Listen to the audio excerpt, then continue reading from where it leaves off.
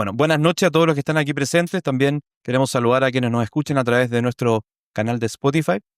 Queremos darles la bienvenida a esta charla que hemos titulado Vivir la esperanza en familia. Como ustedes sabrán, estamos viviendo un año especial en la iglesia, que es un año de jubileo, que tiene un mensaje bastante particular y muy relevante para los tiempos que estamos viviendo, que es justamente el de la esperanza. Y dentro del jubileo hay etapas, y una de ellas es la que estamos viviendo justamente esta semana, que es el jubileo de las familias y de los abuelos. Y en ese contexto quisimos hacer esta charla, donde invitamos especialmente a dos grandes personas que probablemente todos ustedes conocen. Presentamos en primer lugar a Cristina Errázuriz. Ella es abogada de la Pontificia Universidad Católica de Chile, magíster en investigación jurídica de la Universidad de los Andes. Fue directora de comunicaciones de la universidad, también fue directora de comunicaciones de la prelatura del Opus Dei y de la Clínica Universidad de los Andes desde sus inicios. Y además, desde noviembre del 2016, es vicerrectora de comunicaciones de la misma universidad. Además, muy relevante en este contexto, es mamá de 6 chiquillos, 3 varones, exalumnos de nuestro colegio, y 3 niñas que también nos acompañan hoy día haciendo de barra a la mamá. Y tenemos a don Álvaro Palacio, probablemente todos lo conocemos. Él es ingeniero civil, también de la Pontificia Universidad Católica de Chile, doctor en teología por la Universidad de Navarra. Ha desarrollado su labor pastoral en diversos centros de formación, algunos colegios, entre ellos el Tabancura. Y desde el 2015 es el vicario regional del Opus Dei en Chile. ¿Sí? No tanto. No tanto, ¿ah? Pero para que sepan con quién estamos hoy día. No, 2022, por ahí. Desde 2022, de la página está... bueno, entonces la idea de esta conversación, que justamente queremos que sea eso, es hacer algunas preguntas a nuestros invitados sobre el jubileo, sobre el contenido también de la bula y sobre la invitación que el Papa Francisco nos hizo en su momento cuando la convocó, y posteriormente dar un espacio también para las preguntas y sobre todo para la reflexión. Bien, entonces queremos comenzar por Cristina. Como mamá, que yo creo que es muy relevante, ¿qué importancia puede tener para la familia hoy día un jubileo? Digamos, ¿es relevante, no es relevante? Bueno, sin lugar a dudas, pero voy a aprender esto porque puro gritarle no me resulta. Ahí sí, ¿no? ¿Se escucha mejor? Bien, bueno, muchas gracias por la invitación, don Jorge. La verdad que me da mucha ilusión volver al Tabancura porque mis hijos ya salieron del colegio y estaba con nostalgia, así que estoy feliz de estar aquí de vuelta. Y bueno, además la oportunidad de escuchar a don Álvaro, también muy bueno, de un tema que sin lugar a dudas es muy actual. Porque si miramos las cifras, podríamos decir macrosociales en torno a la familia y en torno a la sociedad, hay razones para estar muy preocupados. Y precisamente hablar de esperanza es la forma de enfrentar todo lo que nos toca vivir. Y si el Papa llamó a un jubileo, lo llama a este jubileo, que es un jubileo ordinario, o sea, cada 25 años la Iglesia Católica cita a un jubileo ordinario y que en algunas ocasiones se hacen jubileos extraordinarios, pero estamos en este del 2025 como un jubileo esperado y que el Papa Francisco ha pedido que tenga este cariz, ¿no? Este matiz de la esperanza. Y justamente nos lleva hacia revisar cómo es la esperanza en los distintos ámbitos de la vida social. Y entonces se vivió en enero el jubileo de los comunicadores, en octubre viene el jubileo de los educadores, y ahora, precisamente entre el 30 de mayo y el 1 de junio, es el jubileo de la familia, de los abuelos y de los hijos. Así que es una gran oportunidad para vivir esta fiesta, porque eso es lo que es un jubileo, es una fiesta de gracias, de perdón también. Nos permite ganar la indulgencia cuando vamos a los templos jubilares. Tuvimos la experiencia de haber ido al Templo Jubilar de Santiago con un grupo del colegio, que está otro grupo también del Tabancura, y fue muy bueno porque estábamos todos muy contentos de ganarnos la indulgencia, de poder atravesar la Puerta Santa, que nadie sabía muy bien cuál era, pero entrábamos y salíamos por cuánta puerta encontrábamos, y que además fue muy, muy bonito porque en un minuto dado pensamos que nos habíamos quedado sin misa y de repente Dios provee y figuraba un sacerdote haciendo misa en el salón parroquial, así que aprovechamos. Así que por eso pienso que bueno, que nunca hay que mirar el mundo sin esa clave que nos da la esperanza, y eso es lo que nos está pidiendo la Iglesia hoy día. Don Álvaro, ¿qué nos podría decir usted, si bien como nos recordaba Cristina, el jubileo se celebra cada cierto tiempo en la Iglesia? Ujú. ¿Cuál es la importancia de que el contenido, la temática central sea la esperanza? ¿Tiene sentido hoy día hablar de esperanza? Uno ve las noticias y probablemente no hay muchas razones. ¿Por qué cree que es un tema tan relevante? A ver, ya no sé, así improvisando un poco, pero yo había pensado también, es verdad, uno dice, la esperanza la puede uno entender en este sentido como de la necesitamos, ¿no? Como tú dices, uno dice, ¿tiene sentido? Yo diría inmediatamente sí, porque es interesante ver que la esperanza es una condición muy necesaria en la persona. Es una persona, si no tiene esperanza, no se mueve. Uno, si no tiene esperanza de algo, es que uno queda bastante bloqueado. Y también yéndonos quizá un paso más atrás todavía, claro, es que la condición humana nuestra es, como dice el lema del jubileo, es peregrinos de la esperanza. Esa expresión de peregrino, que a veces uno la usa mucho en la iglesia, pero es que es una condición natural del hombre, o sea, somos caminantes, ¿no? Estamos en camino. Entonces, es como lo propio del caminante es, tengo esperanza de llegar a un lugar. Si no tengo ese horizonte, de nuevo, no me muevo. Entonces es muy interesante ver que viene de algo casi como muy antropológico, de cualquier ser humano, es que somos caminantes, que significa vamos en busca de algo, ¿verdad? Un crecer, un madurar. Y entonces por ese sentido yo veo que siempre va a ser buenísimo, ¿no? ¿Verdad? Hablar de la esperanza. Creo que el Papa Francisco lo quiso claramente porque la alegría nace de la esperanza, ¿no? Jubileo, como decía Cristina, es de la alegría, bueno, el mismo nombre, jubileo, ¿verdad? Estamos alegres, festejando el nacimiento de Cristo. ¿Y por qué? Porque Cristo nos trae la esperanza de la felicidad, nos trae, ¿verdad?, ese horizonte por el cual vale la pena vivir cada día, caminar, avanzar. Bueno, eso diría por ahora. Yo tengo más ideas, pero no nos vamos a alargar. Y para tener un poco más claro, ¿qué significa tener esperanza o en quién tenemos que...? Entonces, eso es muy interesante. El Papa, en su mensaje, el Papa Francisco, cita una frase de San Pablo que es, no me acuerdo exacta, pero hace referencia que la esperanza no defrauda. Son las palabras que salen en la carta de San Pablo.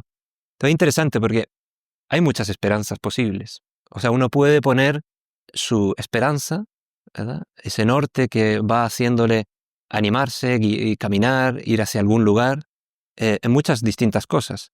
Entonces es interesante que sea una esperanza que no te va a defraudar. Creo que ese es un punto muy, muy interesante. O sea, y ahí es donde hay esperanzas humanas, pero está también la virtud cristiana de la esperanza, que pienso que da la respuesta más adecuada a ese ser humano que está en búsqueda, ese ser humano que está caminando. Y añadiría, ya por agregar una última idea, pero me parece también, yo lo estuve pensando, esperanza en el jubileo de la familia, también en este contexto de un colegio. Pienso que es muy propio justamente de una familia que está haciendo, está como acompañando los inicios del camino de los hijos, también un colegio. Entonces, es interesante cómo les ayudamos a acertar, a poner la esperanza para que caminen, ya lo harán con su propia vida, con su libertad, pero qué clave es el papel de los papás, y con la ayuda del colegio en parte, de ayudar al hijo a que ponga su esperanza en el lugar correcto, ¿no? Esa esperanza que no defrauda, podríamos decir, un poco siguiendo lo de San Pablo. Cristina, usted mencionó al principio que justamente esta semana estamos celebrando el jubileo de la familia, de los abuelos y de los niños, ¿cierto? Y el contexto actual que está viviendo nuestro país destaca, entre otras cosas, por una baja natalidad, destaca también por un aumento sostenido de las personas, de los adultos mayores, con una pirámide poblacional invertida. ¿Cómo integrar a nuestros mayores, a nuestros abuelos, a nuestros papás, en un mundo, como insistía el Papa Francisco, perdón, donde todo parece descartable, ¿ah? Incluso la gente que podría parecer poco útil a la sociedad, que no genera, que no produce? ¿Cómo incorporar y cómo transmitir, sobre todo a los hijos, la importancia de los adultos, de los abuelos? Bueno, es un tema precioso, sin duda, porque si uno piensa en los abuelos, el rol que juegan en la familia, ellos son, bueno, nuestros sabios. Tienen la historia familiar, cultivan las virtudes que en la familia se dan, las tradiciones familiares viven en ellos y nos las transmiten. Y en realidad un abuelo tiene la capacidad de transmitir mucha esperanza. Porque de hecho, ya sabemos, hay muchos problemas en las familias y muchas veces puede ocurrir que un hijo esté distanciado de sus padres, de sus hermanas, de sus hermanos, que se sienta aislado, que no vea salida en su núcleo familiar directo porque está en un periodo de incomprensión. Y el abuelo, la abuela, puede ser justamente quien le da como un respiro, quien le da una salida. Y en ese sentido, creo que tenemos que recobrar el valor de lo que significa tener a nuestros abuelos cerca. Creo que para los niños chicos se dan cuenta rápido de eso. De repente con la edad puede que pase que se produzca como un poco de impresión de que, bueno, no, las relaciones se pueden poner más tensas o difíciles, pero ahí está la picardía, ahí está el lograr que efectivamente los abuelos logren transmitir a los nietos todo eso que es tan parte de la historia familiar. Yo pensaba que bueno, en la etapa de los abuelos, uno podría como que pasar entre la esperanza y la desesperanza, ¿no? Una esperanza en que, bueno, uno ve nacer los nietos, eso es muy emocionante, que uno ve que la familia va a continuar, pero después puede caer la desesperanza de precisamente ver que los nietos quizás no están viviendo la vida que uno quisiera, o que la tasa de natalidad tal cual está en 1,16, que no alcanza ni para reemplazo, ni el pronóstico sea bueno. Pero que claro, que puedan ver esa etapa como negativa, como siendo un problema para los demás. Dicen que bueno, llega un momento en la vida en que uno cuando se despierta por la mañana se pregunta si algo le duele para saber si uno está vivo, ¿no? Y en realidad si uno se lo toma con humor, todas las etapas de la vida, sea la etapa de la adultez mayor, con ese sentido del humor, con esa alegría, con ese espíritu jubilar, con el hecho de querer estar cerca de los nietos, de ser parte de una familia que se proyecta en el tiempo, bueno, eso cambia completamente la perspectiva y hace que la vida familiar sea muy rica. Entonces, recuperar el sentido de los domingos en familia, de almorzar juntos, de animar a los nietos a visitar a sus abuelos. O sea, yo tengo aquí el ejemplo de Augusto, pero seco para ir a visitar a sus abuelos. Iba siempre, los llamaba siempre. Y es una etapa muy bonita también, ¿no? La Mimi, la abuela de Augusto, decía que en realidad ella pasó de tener 5 hijas a tener 5 mamás, por todo lo que la cuidaban, ¿no? Y todo cómo la mandaban también. Pero en realidad ella se sentía muy querida y fue una etapa de los niños, también de los bisnietos, hay que decir, que la íbamos a visitar y que fue muy positiva en nuestra historia familiar. Tenemos las fotos, lo recordamos siempre, es parte importante de cómo se vive la esperanza en familia. Muchas gracias. Don Álvaro, en el mismo sentido, ¿cuál es la importancia de los mayores, de la familia, en la transmisión de la fe? Usted como sacerdote, ¿qué nos podría decir en ese sentido? A ver, ¿qué se me ocurre? Por aquí, bueno, los que sabemos, o sea, la fe es un valor, ¿verdad?, muy personal, es un tesoro que uno tiene de una experiencia propia, ¿verdad?, que uno ha tenido con Dios y es notable cómo en la familia los hijos, por mucho también la experiencia que uno tiene, como tú decías, el poco tiempo que estuve aquí o en otro colegio, uno notaba mucho a los hijos, incluso en la adolescencia se parecen muy refractarios, que parece que no escuchan, pero al contrario, ¿verdad? Están muy sensibles a lo que ven de sus padres, ¿no? A lo que ven de sus abuelos también. También hoy en día se habla como a veces puede haber padres que no transmiten la fe, pero el nieto lo recibe del abuelo o de la abuela. O sea, hay conexiones muy notables de cómo se transmite la fe, porque la fe, además yo diría, no solo es el testimonio que uno ve de una persona con fe, sino que va viendo los frutos de esa fe. Y eso es muy interesante, ¿no? Cuando tú ves el amor que ese abuelo tiene en su vida diaria, esa, como decía Cristina, el humor, la capacidad de tener esperanza, porque es natural tener esperanza cuando eres joven y es puro futuro lo que hay por delante. Pero claro, es muy interesante el mayor que tiene esperanza, porque humanamente hablando, el mayor ya es puro pasado. Entonces, es más difícil, solo humanamente. Entonces, ahí viene la esperanza de la fe. El mayor mantiene ese espíritu juvenil que todavía mira hacia el futuro y tiene esa capacidad de mirarlo positivamente, porque la fe le da una mirada, ¿verdad?, que trasciende más allá de la muerte. Y eso se transmite después en la vida diaria. Ese abuelo es alegre, ese abuelo transmite bondad. Y eso, a la larga, a los hijos y cualquier persona, claro, pero el hijo que está más sensible, el nieto, dice, aquí hay un valor. O sea, esa fe no es pura teoría de deberes, sino que es de frutos. Frutos de alegría, frutos de eso, bondad, frutos de amor. Y una última idea, yo perdón, no me alargo, pero me parece muy clave también la esperanza en su sentido más profundo, es la esperanza en Dios. Pero, ¿qué significa eso? Es estar seguro que alguien me quiere, y que me quiere de manera incondicional, y que me quiere hacer feliz, y que me acompaña en ese camino. Entonces, eso, que es invisible, porque Dios es invisible, la primera manera que lo experimentamos es en la familia. O sea, ahí es de los pocos lugares en este mundo donde uno percibe la incondicionalidad de Dios. Es bonito, me acuerdo una vez, un escritor decía ya con sus 50 y tantos años, cuando muere su madre, y dice, sentí algo raro. Había desaparecido el único lugar seguro para mí en este mundo.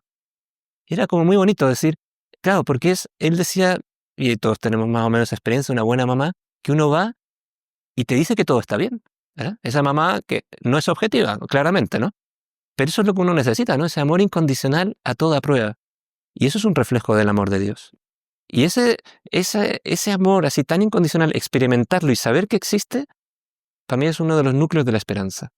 Claro, se da de manera plena en Dios. Y cuando uno tiene fe y sabe que eso existe, que hay alguien que me quiere así, claro, y que la creación viene de Él, y que todo lo que me rodea, ¿verdad?, aunque haya problemas, lo vivo con Él, claro, te da una manera de una esperanza indestructible, diría yo.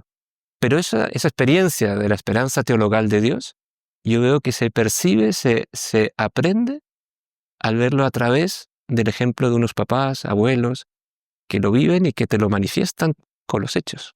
Ya, no son para uno. Muchas gracias. Esta pregunta va para los dos.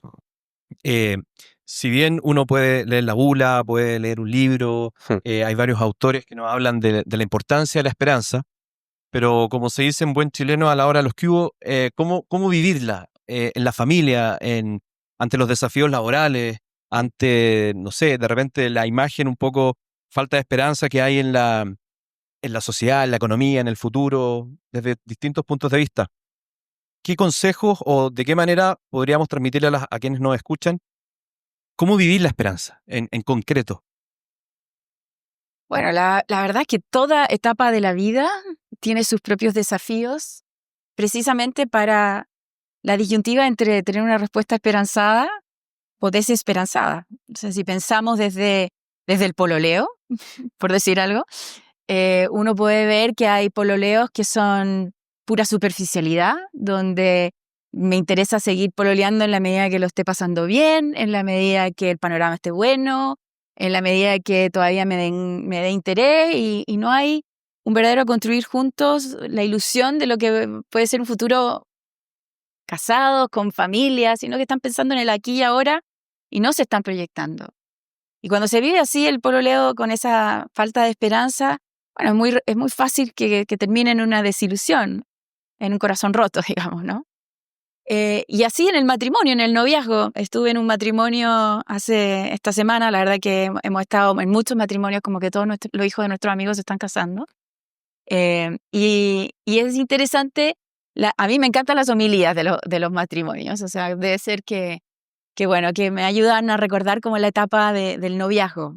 Y San José María decía que toda la vida había que ser un poco novios, porque si no, la cosa no iba. Y es cierto que uno tiene que pensar en la época de cuando uno era novios, cuando uno se estaba proyectando. En la homilía del matrimonio, el sacerdote era un gran storyteller, entonces contó toda la historia de cómo se enamoraron los novios, de cómo fue hasta que hicieron match en una plataforma online, ¿no? Como todo muy... Y que después, bueno, iban por los cerros y descubrieron ahí su amor, todo muy bonito y muy romántico. Pero vaya que es importante de repente poner la mirada puesta en cómo éramos para redescubrir cómo queremos ser. Porque quizás todos pueden mirar para atrás en algún momento y darse cuenta que quizás en ese episodio de la vida uno se dejó endurecer, el corazón se volvió más duro. Hay muchas películas de esto, ¿no? Como de esa gente que tiene la oportunidad, como por alguna magia, de volver atrás y mirar qué pasó, ¿no? Pienso, bueno, el personaje como paradigmático es Scrooge, de Charles Dickens, ¿no? Que tiene la oportunidad de mirar el pasado, de ver el presente con otra perspectiva y ver hacia el futuro, y que eso lo ayuda a cambiar, cuando ya parecía que era imposible cambiar. Y de eso se trata la esperanza, de que sepamos que nunca es tarde para cambiar. Nunca, no importa la edad, no importa la condición en que uno esté, o si uno está bien de salud o mal de salud. Y realmente es muy edificante cuando uno está con personas que uno dice es que no tienen motivo para estar contentos, o sea, todo mal. Un accidente grave, un cambio de circunstancias brutal, situaciones que realmente uno dice, pero es que ¿cómo enfrenta uno esto con optimismo? Yo tengo una amiga muy querida que su marido acaba de pasar por un accidente muy grave, y que los médicos le decían, yo no sé si tu marido está entendiendo lo que está pasando, porque está demasiado optimista. Y en realidad es que de eso se trata, vivir de la esperanza, cuando uno tiene algo más en lo que pensar, que esto no todo termina aquí, de que estas circunstancias son eso, una circunstancia que me pueden ayudar a crecer como persona, que significarán algo bueno para mi familia si lo vivimos bien. Y ahí está la gran clave, donde uno dice, bueno, ¿cuál es la diferencia entre tener una familia feliz y una familia infeliz? La verdad que no es que las riquezas, que las capacidades, que justamente si tiene el trabajo soñado o no lo tiene, sino que es la capacidad de ver el futuro y ver el presente también con una mirada de esperanza, de que aquí hay mucho de bueno que podemos lograr y hacer juntos, con el amor que se logra en la familia. Creo que está dicho casi todo, yo no sé. Pero sí, es que yo redondaría mucho eso, es verdad. En la imperfección también, esto que dice la Cristina, creo que es muy interesante. La esperanza no hay que pensar, ¿cómo decirlo? El mundo ideal, porque eso es el cielo va a ser ideal, eso es verdad. Lo interesante de la esperanza cristiana es que te permite, a partir justamente de ese amor que está alrededor tuyo, ese amor de Dios, te permite descubrir la bondad que hay mezclada, ¿verdad? En las imperfecciones, en los problemas, en los sufrimientos, y que es posible, quizá no está ahí el bien, pero está alguien que me quiere, estoy acompañado y juntos vamos a poder salir adelante. Esa esperanza quizá, sobre todo yo la reforzaría mucho. Pienso que una de las cosas más interesantes de la esperanza cristiana y la vida cristiana, hay que combatir el individualismo. Creo que una de las cosas que más rompe, y es raro porque el individualista piensa que va a estar bien si soy capaz. Se centra mucho en si yo soy capaz. Y eso es una trampa. Uno mismo ahí se está ya metiendo, porque muchas veces vamos a ser capaces y vamos a estar relativamente contentos. Y eso es muy bueno, ¿eh? La verdad que es parte también de lo que Dios quiere y que Dios nos da esa compañía, muchas de esas cualidades. Pero tarde o temprano uno choca contra, ya sea porque es externo, un accidente, una enfermedad, una cosa totalmente imprevista, y uno dice, ¿por qué? Y ahí entonces toda tu lógica individualista se viene abajo, se destruye. Entonces es tan interesante decir, a ver, calma, o sea, aquí lo principal es no sentirme solo. Y primero porque Dios me acompaña, y después mucho, ¿verdad? Mi familia, esto que estamos hablando, que refleja tan bien el amor de Dios. Entonces, ese como combatir la soledad. Creo que para vivir, tú decías la pregunta un poco, ¿verdad? ¿Cómo vivir bien este jubileo de la esperanza? Creo que hay que ir descubriendo dónde está la esperanza. Y en pequeñas dimensiones como esta, ¿verdad? Es decir, la esperanza no tiene nada que ver con que yo voy a ser capaz. Por ejemplo, eso es muy peligroso, pienso.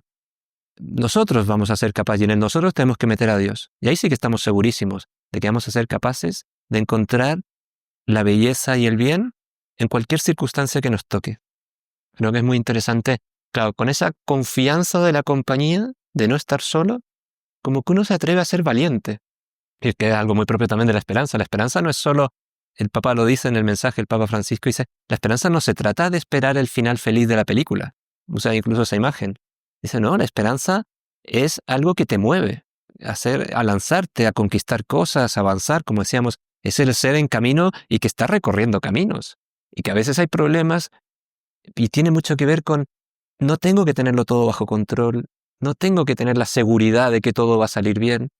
¿Y por qué? Bueno, porque mi fuerza está en que estoy con alguien que me quiere, una familia, y pase lo que pase, ya tendremos la fuerza de encontrar la solución. No sé si se entiende, ¿verdad? Es como, me baso mucho más en ese amor y en esa compañía, y ya tengo la capacidad de enfrentar la incertidumbre. En cambio, la mirada individualista siempre ahí también te atrapa en que con mi capacidad seré capaz de superar las circunstancias que me tocarán. Claro, y a veces no, y va a ser que no, muchas veces. Pero claro, ahí te empiezas a enredar. Y entonces creo que una manera de ver la esperanza es ese sabernos acompañados, ¿no? Y eso, bueno, experimentarlo en familia.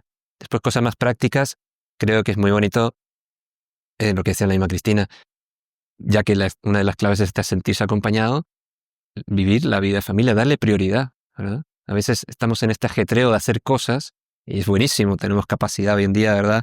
Y de ver cosas y de hacer muchas cosas, pero lo que más vale es estar con otros, ¿no? Y sobre todo en el núcleo familiar, es estar con los demás. Y juntos ir también aburriéndose. Es bueno aburrirse, ¿no? En familia. Y es una parte también de ese estar muy bonita. Interesante ese tema. Recuerdo que el Papa Francisco, dentro de estos neologismos que lo caracterizaban, utilizó un término, el término rapidación. Decía que una de las grandes situaciones que afectaba a la juventud hoy día era justamente la rapidación, que estamos acostumbrados al clic, y me llega el pedido en el día, todo comida rápida, todo muy eficiente, muy al alcance de la mano. Entonces, la esperanza, como bien usted ha dicho, es, claro, poner la mirada en el final, quizás, en el final del camino, pero para eso hay que tener paciencia y hay que esperar. Entonces, aprovechando que estamos aquí con los papás y que probablemente muchos de nuestros alumnos nos escuchan, ¿qué consejos darían ustedes para aprender a esperar? El Papa también menciona en la bula que un signo de la esperanza es la paciencia. ¿Cómo podríamos transmitir ese mensaje, sobre todo a nuestros alumnos? Sí, bueno, o sea, de todas maneras, que si queremos ser súper concretos respecto de cómo vivir la esperanza, esa es la virtud, la paciencia. Y claramente tenemos que cultivar la paciencia. No nos cuesta mucho hoy en día. El Papa Francisco habla mucho de este tema y de hecho dice y reflexiona sobre que la era de Internet es la del aquí y el ahora, ¿no? Lo quiero ahora ya, no espero nada. Y nos vamos a perder la mejor parte. Dice que es necesario cultivar un espíritu contemplativo de la naturaleza, ver cómo la naturaleza tiene sus etapas, sus estaciones, sus procesos, que hay que esperar para que den sus frutos.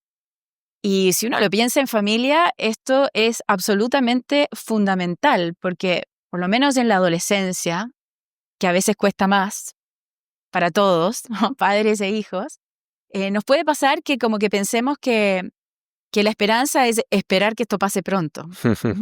Y en realidad nos vamos a perder la mejor parte si estamos con esa actitud. Lo que tenemos que cultivar es la paciencia, la convicción de que hay que saber perdonar, de que podemos dar una segunda oportunidad sin que eso signifique que nos estemos educando a tomarse muy en serio las responsabilidades y las consecuencias de los actos.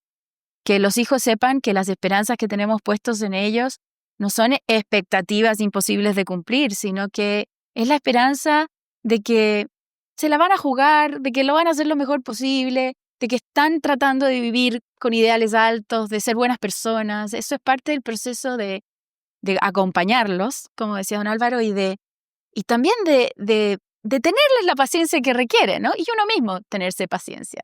Porque uno mismo se da cuenta que uno cae, que uno tuvo una reacción pesada, que faltó el buen humor, que uno debió haber hecho más, ¿no? Y bueno, paciencia. Por supuesto que estamos en un mundo donde como que hay mucho exitismo y exigencia y uno quiere todo lo mejor, los mejores puntajes, los mejores resultados. Y ahí es donde uno se pierde, justamente porque es donde empieza a bajar la desesperación de decir es que no me la puedo.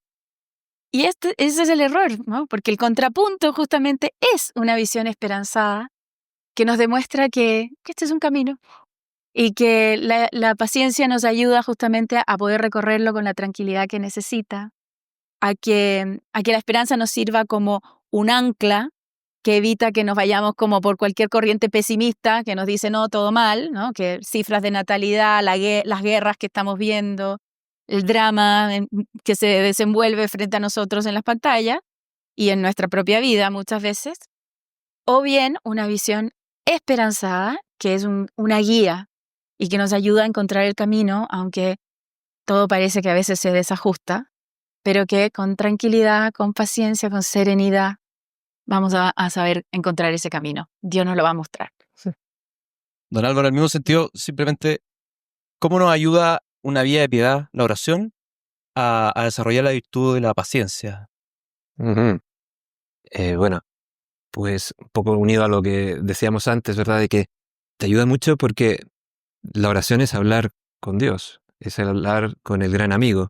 Entonces, la oración te hace experimentar esa compañía, ese amor del gran amigo que lo sabe todo, que te quiere más que ti mismo, o sea, es así, que quiere tu felicidad mucho más que tú mismo. Y entonces uno, claro, cuando eso lo vas teniendo a través de la oración, que cuesta, que la oración es un esfuerzo, no es tan automático, pero si no lo tienes, es que estás solo, de nuevo. O sea, y esa experiencia de la soledad es muy dura. O sea, ahí es donde uno empiezan las impaciencias y uno se pone más nervioso, ¿no? Y después también la oración pensaba como en este proyecto de vida, porque la esperanza te va marcando un norte hacia el cual ir conquistando. Pero también hay que entender contra la impaciencia que nos mueve hoy en día. Claro, nosotros a veces querríamos tenerlo todo aquí y ahora. Querríamos saber ya el camino. A veces una imagen que me sirve, creo que Dios, y creo que es mucho más atractivo el plan de Dios cuando nos plantea tener esperanza para que vayamos buscando ese proyecto de vida en un joven y también cada uno de nosotros, porque hasta el cielo. Es la lógica no tanto del Waze, que tú pones quiero llegar a tal lugar y ya te muestra el itinerario perfecto, ¿no? Hasta el final sabe por qué calle hay que doblar y uno le puede pedir a Waze, ¿verdad? Otras rutas, uno puede, ¿verdad? Y te muestras 3 distintas y te dice que el peaje cuesta tanto por acá. Uno dice, es que eso es como muy fome, o sea, es poco atractivo. Yo pienso que la idea de Dios pasa mucho más porque te pasa una brújula, en el sentido de que sí que te dice, y por eso la de esperanza que no defrauda, tienes claro cuál es el norte de lo que vale la pena. Pero Dios, esto es lo bonito, quiere que seamos protagonistas de esta historia, de la propia. Que con nuestra libertad seamos los que vamos buscando. Es un poco la historia del héroe que siempre las películas usan.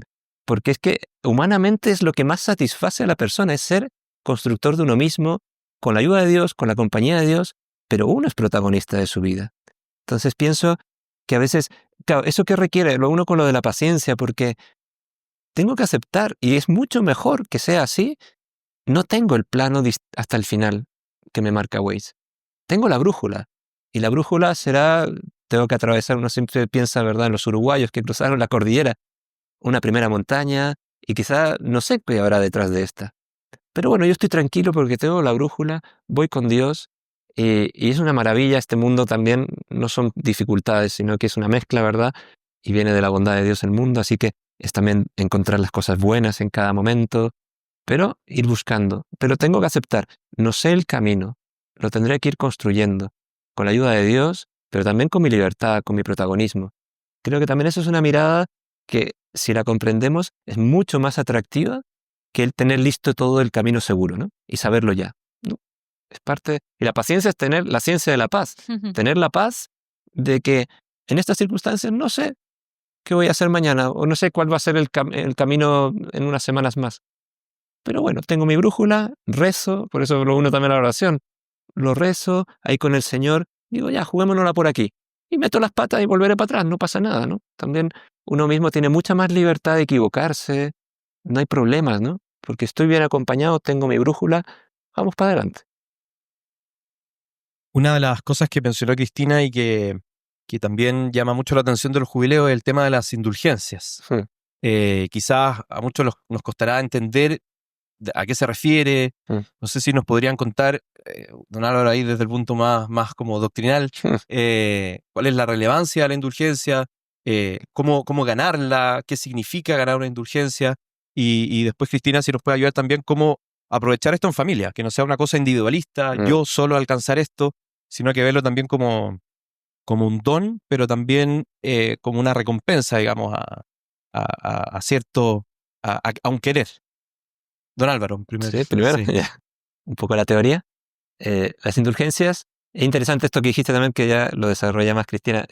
Hay que verlas bien, ¿eh? Teológicamente tampoco uno las podría considerar individualistas. Me arreglo mis problemas, me limpio más a fondo, ¿no?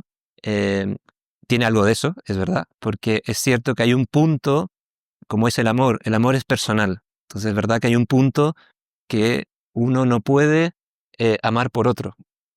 Y algo de eso tiene que ver, porque ¿a qué se refieren las indulgencias? Les recuerdo, miren, cuando a mí siempre me ha servido el ejemplo, son consecuencias de los pecados. Los pecados, la teología dice, producen la enemistad con Dios en una parte y después varios daños más.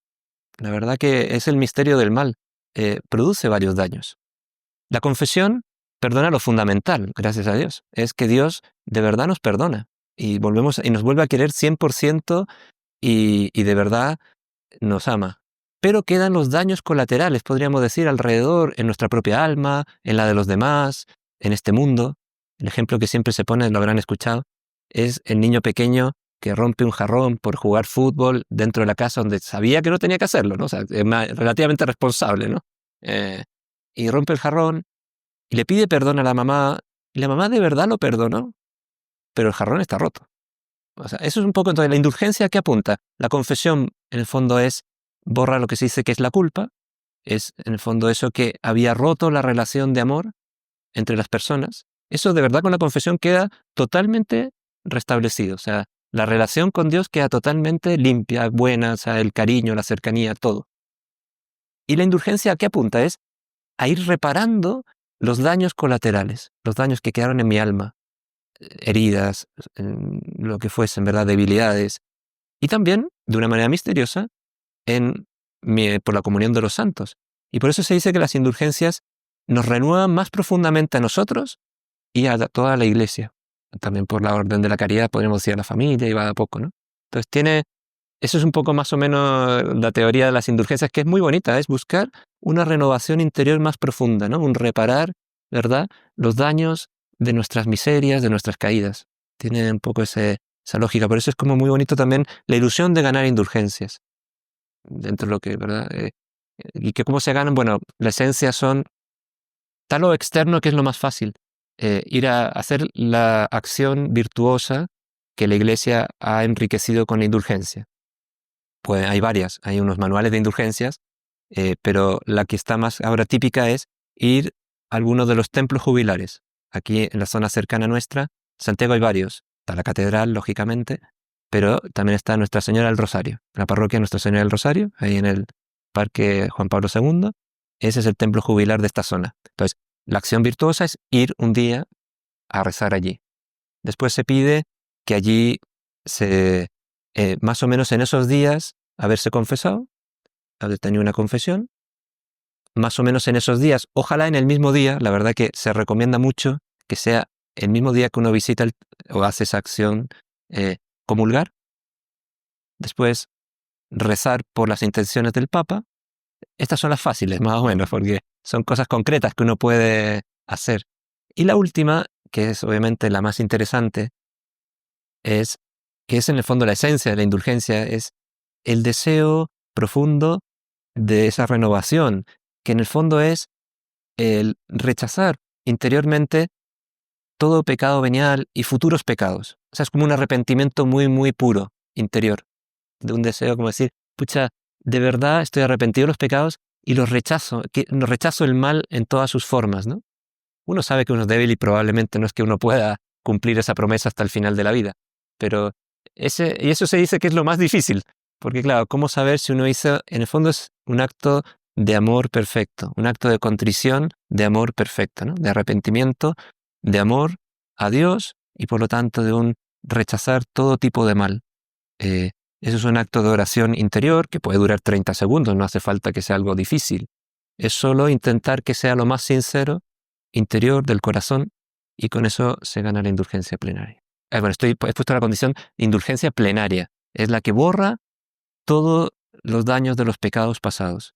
Uno también, si no logra ese acto de contrición, de amor perfecto, siempre va a ganar lo que se llama una indulgencia parcial. Todas estas buenas acciones, lógicamente, ya han tenido su efecto beneficioso, ¿no? Muy claro. Cristina, ¿cómo podemos en familia ganar la Bueno, es indulgencia? un paseo, así que hay que aprovecharlo. Si uno tuviera la oportunidad de ir a Roma a peregrinar, imagínate, hoy en estos días, ahora entre el 30 de mayo y el 1 de junio, van a haber muchas familias peregrinando a Roma, pero la gracia es que se nos ha puesto accesible a todos el poder hacer estos paseos, que son peregrinajes aquí en Santiago, que puede ser una gran oportunidad para volver a la catedral, una gran oportunidad para ir a Nuestra Señora del Rosario que nos queda cerca. Yo les contaba que lo hicimos con el curso del colegio, que fue muy bueno, y que además ahí nos encontramos con otras familias que también estaban haciendo lo mismo, entonces también se genera como un espíritu muy positivo. Y creo que en eso está la oportunidad, ¿no? De decir, bueno, ya que estamos en estos días, quizás es un buen panorama de fin de semana, decir, vamos a ganarnos la indulgencia, vamos a vivir el jubileo, hagamos un paseo familiar, invitemos a los abuelos si pueden venir. Sería genial hacerlo así. Y otra cosa que igual es interesante y que yo creo que a uno le da mucho consuelo cuando uno tiene en su familia personas que están muy alejadas de Dios, es que uno, esa indulgencia igual, como este es un derroche de gracias de la iglesia y de Dios, es que también uno puede decir, bueno, pedirle al Señor que aplique parte de esas gracias, ¿no? A esa persona por la que uno está rezando, por la que uno quisiera que se acercara a Dios, que estuviera sano, que estuviera bien, ¿no?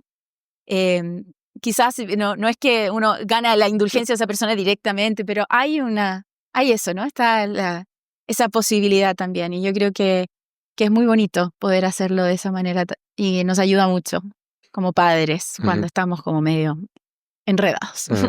Una última pregunta antes de pasar ya al tiempo para que cada uno pueda libremente desarrollar algún tema relacionado con la esperanza y el jubileo. Claro, está la posibilidad de ganar la indulgencia a través de las etapas que usted mencionó. ¿Qué valor tiene los actos que el Papa también menciona en relación a los que están sufriendo, a los presos, a los enfermos? ¿Cómo podríamos también profundizar un poco en ese tema? Bueno, es que todas esas buenas acciones y sobre todo esas que tienen que ver con la caridad, si uno piensa, la verdad que en la vida cristiana lo principal son las obras de caridad, son las obras de amor. Es cierto, es el amor a Dios, pero está muy unido el amor a Dios al prójimo, ¿no? Bueno, Jesús mismo lo dice en esa figura del juicio final, ¿verdad? Él está identificado con los pobres, con los que sufren, con los que... Entonces uno dice, es una gran manera de hacer una obra de amor a Dios, es hacer la obra de amor al que sufre, ¿no? Al que está el pobre. Entonces, creo que ahí también no están definidas, habría que ver, ahora en el año jubilar no sé si están definidas, pero lógicamente son obras de caridad que no sé si están definidas con indulgencia plenaria, pero que tienen mucha fecundidad de verdad, para nosotros, lógicamente, está tan misterioso, ¿eh? De la desigualdad en el mundo. Porque es verdad, hay gente que sufre y nosotros quizá podemos tener una condición mucho mejor en unas épocas de la vida, después quizá nos tocará sufrir, no lo sé, pero... ¿Y Dios por qué permite estas desigualdades? Es un misterio, ¿eh? Es parte de los efectos del mal, de las libertades que producen injusticias, pero también de catástrofes naturales, que es esa presencia del mal más como misteriosa que está en la creación. Pero es interesante, la providencia divina logra darle la vuelta y decir... se transforman en oportunidades para que los que están en una condición mejor no vayan así como de una manera como desde arriba, no, de igual a igual a manifestar amor, y el que recibe ese amor que está necesitado, los dos en el fondo logran su plenitud, porque poder amar y poder saberse amado es que es las dos maneras de ser feliz en esta tierra, ¿no? Entonces ese compartir el amor, ese poder, además de que allí está Cristo, y por lo tanto Él recibe eso de una manera directa, por lo tanto eso, obviamente es una fecundidad y un purificar nuestros pecados y nuestras miserias maravilloso. Pero además creo que es la manera en que también somos felices y hacemos feliz. Entonces creo que también es, bueno, como siempre pasa, lo humano y lo divino se juntan, ¿eh? Dios ha hecho las cosas para que todas las cosas espirituales llevan a la plenitud lo humano. Es muy bonito, ¿no? Y a veces mucha gente descubre a Dios a través de bienes humanos, ¿no? Como que es muy bonito una cosa con la otra. Bueno, no sé lo que se me ocurre un poco ahora de... Muy bien. Cristina, ¿qué mensaje quisiera transmitir a quienes nos escuchan y a quienes están aquí presentes? Bueno, la verdad que hay una frase con la que empieza Ana Karenina, Tolstoy, ¿no? Y la escribe diciendo que las familias felices, todas se parecen, son iguales, y que estoy parafraseando. Y que las infelices, en cambio, cada una lo es a su manera. Y yo pensaba, bueno, en realidad cada familia tiene su propia historia, sus propios claros y oscuros, dificultades y triunfos. Cada familia es una historia única. Pero sí que es cierto que hay ciertos rasgos comunes que tienen las familias felices y también hay algo en común que tienen las infelices. Y uno se puede preguntar cuál es ese punto de inflexión entre que nos lleva para un camino o para el otro. Y si estamos hablando del tema de la esperanza, creo que podemos realmente reflexionar y es lo que tenemos que llevarnos nosotros a los próximos días y al resto del año y para la vida, es reflexionar cómo esa clave es la esperanza. La esperanza que nos permite saber que existe el perdón, aunque lo que nos hicieron pueda parecer imperdonable. Que existe la redención, que podemos encontrar el sentido de nuestra vida aunque todo parece caerse a pedazos.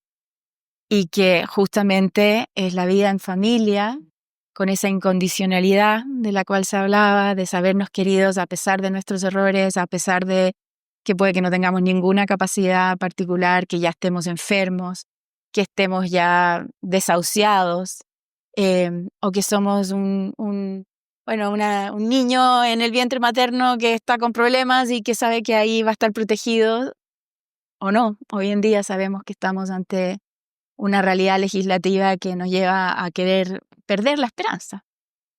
Y ahí está, ¿no? Que nosotros tomemos en esa bifurcación, tomemos el camino de la esperanza, que es el que finalmente permite contagiar en nuestras familias, por supuesto, a todos sus miembros, como también en la sociedad, que tanto lo necesita, que necesita ejemplos de esperanza. Y ojalá que eso sea lo que podamos adelantar y avanzar con este año, que sea un año de muchas gracias para crecer en esperanza. Y vaya que necesitamos esperanza. Bueno, hay que resolver un par de guerras, hay que resolver un par de situaciones bastante complejas justamente respecto de nuestra cultura, que se ha llevado para la cultura del descarte y la cultura de la muerte en muchos sentidos, y que hay que seguir ahí, con esperanza, dando la pelea, ¿no? No pensar está todo perdido y ya fregamos. Si fuera así, entonces mejor apaguemos la luz y nos vamos, ¿no? Pero no, hay mucho que se puede hacer a nivel de políticas públicas, a nivel de las necesidades que tenemos como sociedad y, por supuesto, partiendo por nuestra propia familia. Muchas gracias. Don Álvaro. ¿Una última cosa? Sí, un mensaje que quiera transmitir. No sé si, bueno, a ver, lo que se me había ocurrido antes, que me parecía interesante, quizá compartirlo, no sé si es tan redondo, pero bueno. Pensaba en un colegio, esto que hemos dicho ya antes, creo que es muy interesante darnos cuenta que estamos en ese como trabajo de transmitir la esperanza correcta a los hijos, ¿no? Esa es la verdad, en un colegio, a los alumnos. Dentro de los elementos que creo que además de decirles, hay que irles explicando, ¿no? Distintas cosas de qué es lo que de verdad te tiene que dar esperanza, que te tiene que iluminar esa brújula, ¿no? ¿Verdad? Pero también pensaba, claro, el papel de la libertad. Creo que ha sido interesante, lo he intentado decir un poco, el rol de la libertad, porque es que ese caminar lo vas a hacer tú, ¿verdad? Hemos dicho. Y creo que hoy en día una de las cosas que también confunde a la gente joven y en el mundo también a nosotros es no entender bien. Y a veces la gente joven está queriendo tener una libertad que se explica, a veces se dice la libertad de elegir, ¿no? Es tener siempre la máxima posibilidad de elegir cosas, que es una dimensión de la libertad real, es cierta, pero esa no es tan útil a la larga para de verdad construir algo valioso. el Papa Francisco alguna vez usó la imagen es distinto ser peregrino que vagabundo. El peregrino es alguien que quiere llegar a un lugar, tiene un norte. Quizás está buscando el camino, no lo sabe exactamente, pero es alguien con un norte. En cambio, el vagabundo, y eso decía, esa libertad, es muy interesante. Si tú eres una persona que pones como primer valor la libertad de poder elegir siempre lo que te parezca, entonces no entiendes el compromiso, y entonces te transformas en un vagabundo. Te transformas en una persona que va dando botes según las ganas del momento, según las situaciones, según evitar dolores, obviamente, porque eso es la prioridad. Entonces, claro, es tan interesante, tenemos que también, para poder ayudar a los hijos, hemos dicho, sí, ese norte, pero también cómo llego a ese norte, tienes que darte cuenta, tienes tu libertad, pero tu libertad es para. Eso también los filósofos hablan de eso, la libertad de o la libertad para. Y esa es la verdadera libertad. Es la libertad para un fin valioso. Es la libertad para amar. Ese es el norte que todos con claridad tenemos. Cada uno tiene que encontrar su manera de amar y su camino. Pero entonces creo que es muy importante también, quería resaltarlo porque creo que es un elemento que hoy en día confunde mucho. Tenemos que enseñar a los hijos a que la libertad es para algo, para ese norte grande, para esa esperanza. Y es muy bonito porque así vas a construir algo y al final de tu vida te vas a sentir que construiste un proyecto grande, que llegaste a un fin, que peregrinaste un camino, pero que lograste una conquista. En cambio, el vagabundo queda frustrado. Claro, al comienzo se lo pasa bien, pero está puro evitando problemas, puro dando vueltas, y al final de los años se da cuenta de ese vacío. No he construido, muchas veces he quedado solo, el individualismo, ¿verdad? Entonces, y un último elemento, perdonen, pero es que es un tema apasionante, lo he dicho un poquito a la pasada, pero es importante.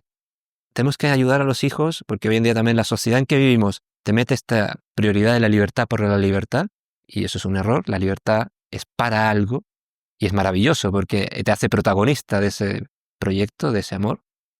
Pero también está el hecho, lo he dicho a la pasada, la libertad para algo no tiene que estar mirando los costos. Eso es una manera muy triste de vivir. La libertad no tiene que estar evitando dolores.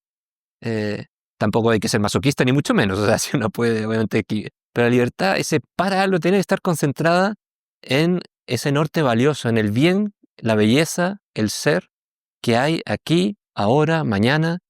Y en esta tierra saber que para eso hay que a veces superar y por lo tanto va a haber que chocar a veces con cosas que nos duelen un poco.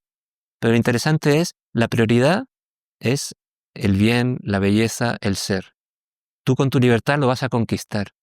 Entonces, habrá que sufrir, quizá algunas veces. No tengas miedo a sufrir. Creo que aquí es desactivar mucho los miedos. Y eso creo que es la manera, ¿verdad?, de ayudar a los hijos, es indicarles el norte, pero después también esto que quería decir ahora al final de la herramienta, la gran herramienta que tienen, la libertad, pero tienen que aprender a usarla. Es la libertad y es la libertad que construye y que en este mundo obviamente va teniendo que superar dificultades y algunos sufrimientos hay. Pero no hay que poner la mirada en el sufrimiento, hay que poner la mirada en la belleza que estoy construyendo con mi libertad, a la cual Dios me invita y me acompaña, porque estoy acompañado. Muchas gracias. No sé si hay alguien que quiera hacer alguna pregunta. Comentario, queja. Claro. Pues no hemos alargado mucho, quizás, no se perdonen, pero está bien. Acá hay una... Ah.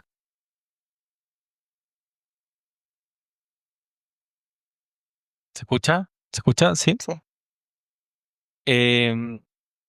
Me ha encantado lo que han dicho los dos, bueno, los tres, don Jorge también. Muchas gracias. Muy buenas preguntas. Pero me ha quedado un poco dando vuelta el tema de qué pasa cuando ocurre esa desesperanza, porque es muy fácil hablar de la esperanza y hay gente que tiene esa alegría innata y que es impresionante. Pero uno conoce mucha gente en la vida que está con depresiones o que vive mucha desesperanza, mucho sufrimiento, de repente no teniendo por qué vivir ese sufrimiento, pero es una amargura como interna. Yo lo veo con un amigo muy cercano que hoy día está viviendo una depresión que ni él mismo entiende, y que también está muy alejado de la fe. ¿Qué se puede hacer tanto con alguien que esté alejado de la fe, que esté viendo esa desesperanza, ¿qué se puede hacer para mostrarle que hay algo mejor, que hay algo más? Y que al final el camino más bonito es vivir con esperanza y, bueno, si es con fe, aún mejor. Va para ambos la pregunta. Bueno, creo que le das en el punto hay algo muy misterioso en estas enfermedades que afectan la salud mental y que hacen difícil justamente vivir una virtud que es tan clave como es la esperanza. Es más difícil cuando hay una depresión, no es imposible. Y creo que ahí es donde también uno justamente, bueno, con la fe ayuda mucho para poder rezar, para poder encauzar. Y si no se tiene fe, es parte de un proceso que ayuda o que tiene que partir por mirar y pensar, bueno, que el futuro traerá algo mejor, que siempre existe la posibilidad de que las cosas mejoren. Pero sé que cuando una persona está metida en una depresión no es fácil tener ese pensamiento.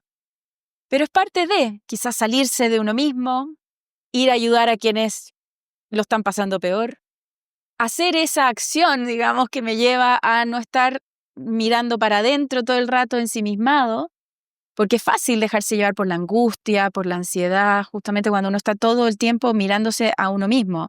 Y el desafío es lograr salir para afuera y decir, bueno, ¿qué está pasando a mi alrededor? ¿Quién me necesita? ¿A quién puedo ayudar? ¿A quién puedo servir?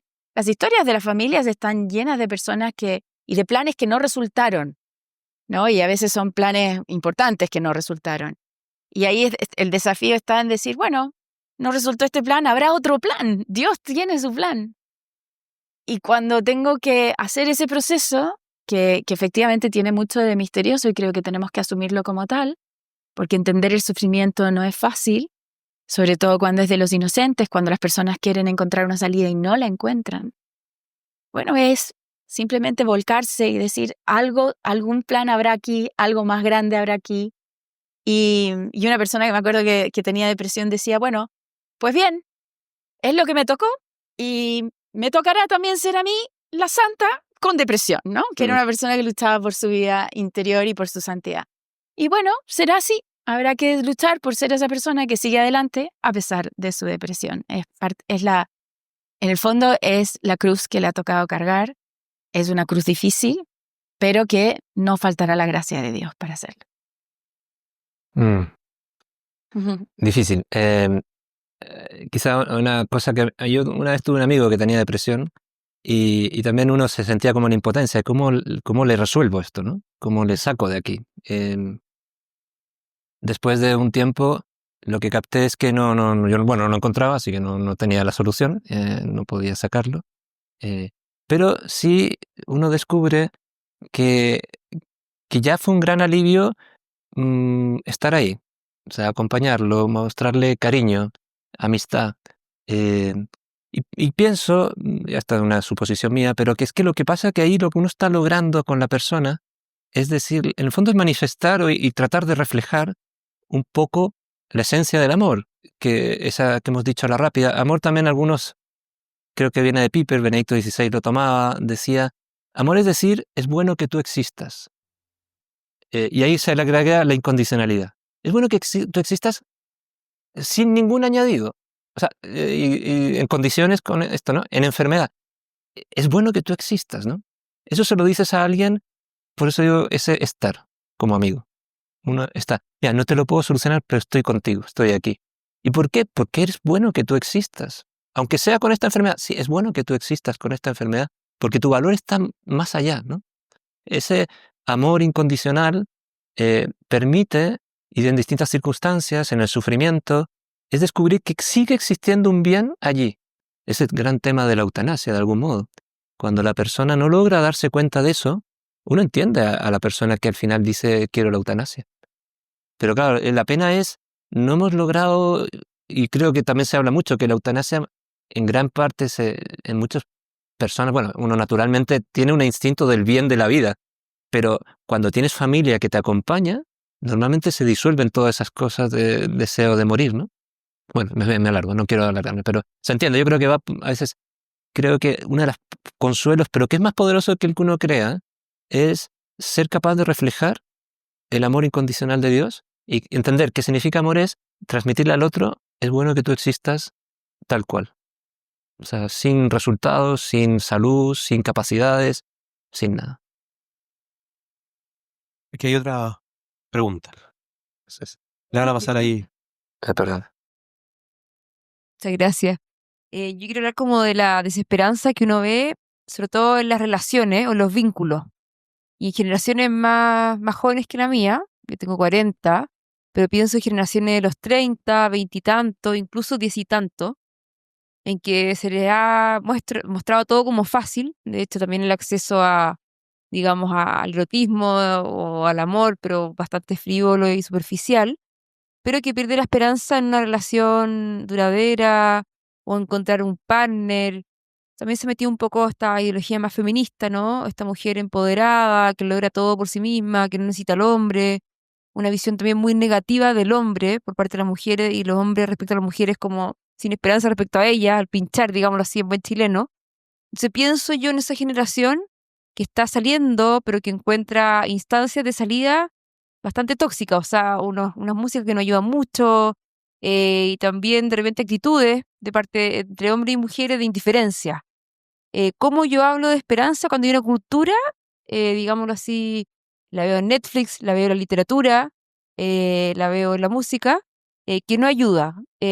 Por ejemplo, plausible decirle a los hijos o a los hermanos chicos, oye, métete en círculos más católicos, cristianos, como para que haya gente parecida a ti y no te empieces como a meter en sorpresas como, no sé, el poliamor, o sea, que yo he oído historias, pero de todo tipo. Entonces, si podemos hablar un poco de ese tema, esperanza en las relaciones y en los vínculos duraderos. No. Porque yo.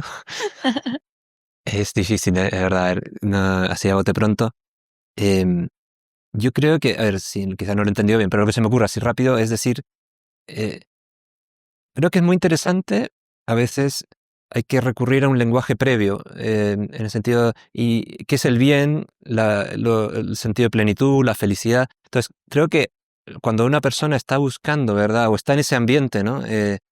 Yo creo que es tratar de ayudarle a descubrir si eso de verdad hay un bien ahí que no defraude, ¿no? O sea, y esto mismo, es decir, qué distinto es una relación en que tú te centras en la persona a una relación de pasarlo bien con una, con otro, ¿verdad? Así como muy, bueno, como, no, aquí lo interesante es el placer, ¿no? Bueno, entonces, uno hacer pensar un poco, es como para tratar de hacerle que descubra, porque tenemos que lograr que esa persona, ese joven, descubra que ese camino es un espejismo, ¿no? Que aparenta un bien, pero que es un bien que defrauda, que después no llena, que no...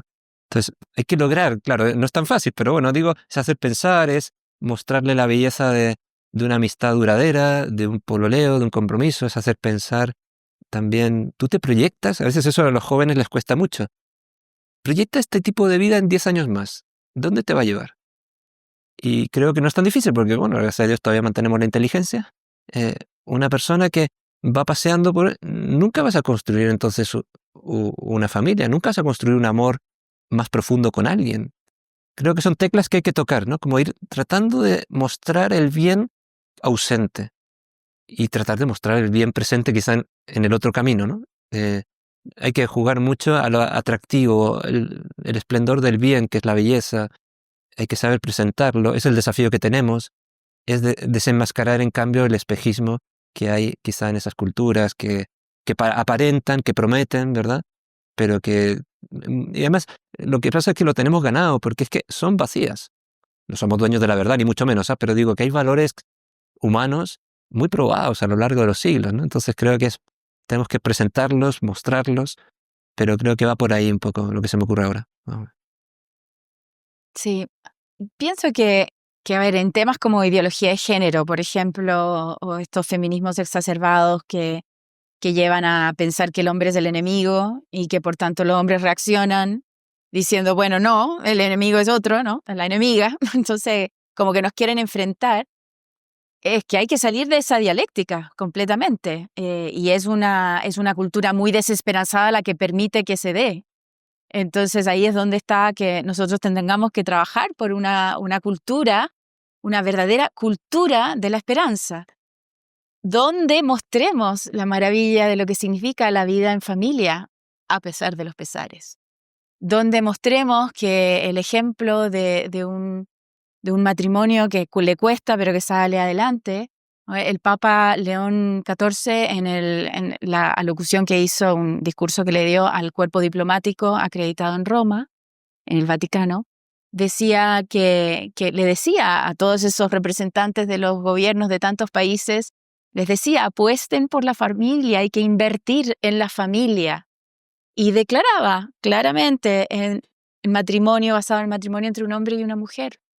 Porque justamente ahí está la posibilidad de que realmente construyamos una vida, un matrimonio que está abierto a la vida, que permite que la familia crezca, que se desarrolle y que esa familia, que es donde hay este amor incondicional, podrá efectivamente ser una cuna de esperanza. El Papa Francisco usaba el término de que podían ser verdaderas fábricas de esperanza las familias.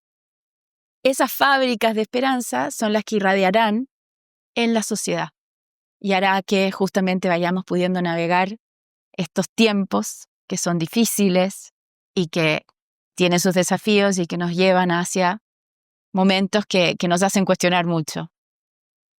Por ahí. Perfecto. Queremos agradecer a todos los que nos acompañaron, agradecer a don Álvaro, agradecer a Cristina. Les damos un fuerte aplauso.